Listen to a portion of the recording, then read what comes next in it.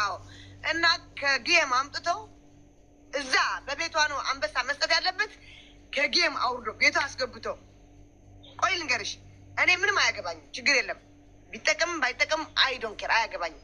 በቤቱ አስገብቶ ለሴትየዋ 400,000 ሰበሰበላት። 400,000 ኮይን 400,000 ኮይን ሴትየዋ ነው የምትበላው አትበላው። $1,000 ከምናምን ነው የሚደርሰው። $1,000 ምናምን ሴትየዋ ነው የሚደርሰው። $1,000 ቲክታክ ነው የሚበላው። እቺ ሴትዮ የኢትዮጵያ እናት ወተት ተርቤያለሁ፣ ልጄ ጠምቶታል፣ ቤት ኪራይ አጥቻለሁ ብትል ግን ማንም አያስገባትም። እኔ ፊት ለፊትሽ አይምሰል አንቺ ቤት መጣ ወይ እርጅን ልትልቻለሽ ልትለያቻለሽ። እነዚህ በዚህ ጉዳይ አውቆ ለማስመሰል ተያጥበሉኝ ለማስመሰል ማለት ነው።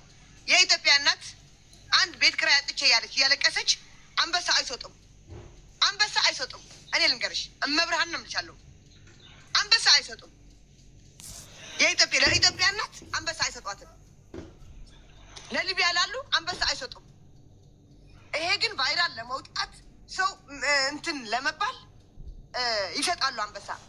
እኔ ለኔ የምትቀርበኝ ለኔ የሚቀርበኝ ያ ኢትዮጵያ ወንድሜ ሊቢያ ያለው ወይ ኢትዮጵያ እናት እየተራበች ላለችው ወይ ደግሞ አንድ መጥተው እዚህ ሳፖርት በሚያደርጉኝ አበሻ እኮ ነው ሳፖርት የሚያደርገኝ። አንዳንድ አረቦችም አሉ፣ ችግር የለም።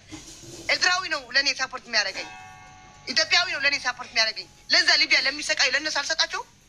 ለምንድን ነው እኔ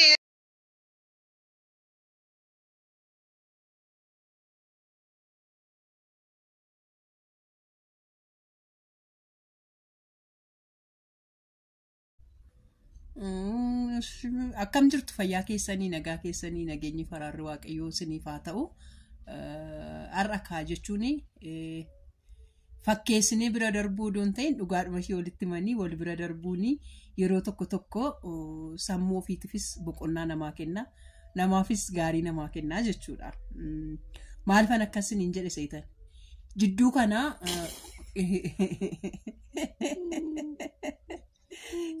jidduu kana ummatoota warra Sooriyaatii fi mana isaa gashee leenca fa'aa maal fa'aa kennaa adda addaa kadhatee kennisiisaa fi ture jechuudha. Ani garuu jechuudha akka har'a kan isinitti himaa waggaa 7 dura feesbuukidhaa kaasee odoonni gara tiiktookitti hin dhufiin yuutuubiirraa kaasee jechuudha. Yoo xiqqaate yaa Mubaarak namoonni hedduun si jaalatu, Oromoo hedduun si jaalatu, maaloo adaraa kee yuutuubuma makoollee sabiskiraabii naa goosisi jedhee karaa tiiktookis gara odoo tiiktookitti hin dhufin achitti ijoolleetu itti erge laala. Dura isaa ijoolleetu itti erge gaafa itti ergee jedhu tole jedhee ture. Barreeffama dheeraa isaa naa barreessi naa ergi jedhee barreeffama dheeraa isaas waatsaappiidhaan barreessee ergeef jechuudha. Har'a miti ani naasaa jiru jechuudha. Waggaa 5 akka yuutuubii jalqabeen yuutuubii koo ilaa isinitti nima dhugaa rabbii yuutuubii koo 2 sabiskiraabii godheera ofiisaatiif. Tiiktookidhaan fooloo koo naa deebiseera, hin deebifne akka hin jenne suma dhugaati. Garuu uummanni kun amma jechuudha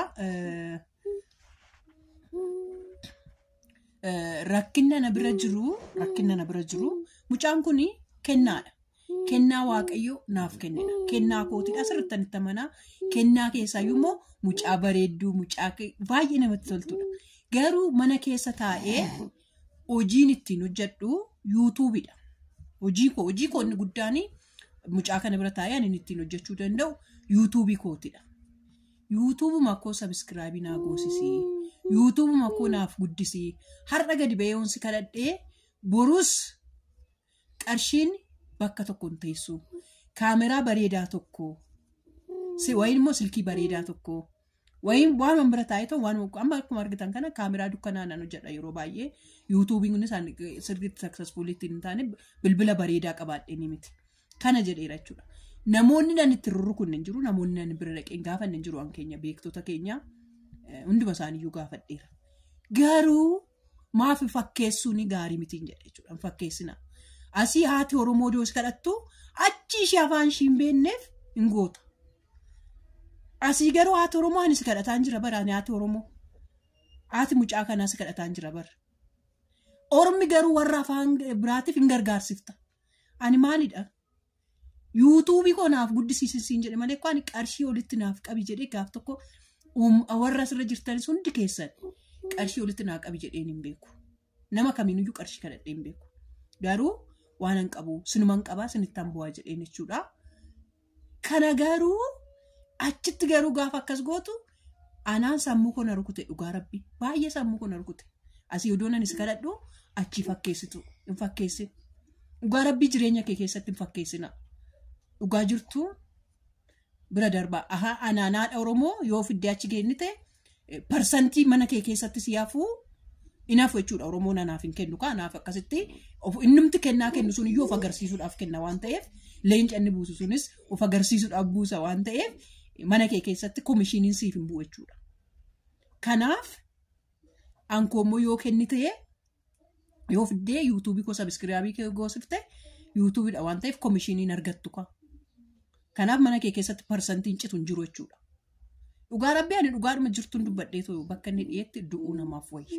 Dhugaa jirtu namatti manii jechuudha. Hin fakkeessin. Haadholiin akkasii hedduutu jiru.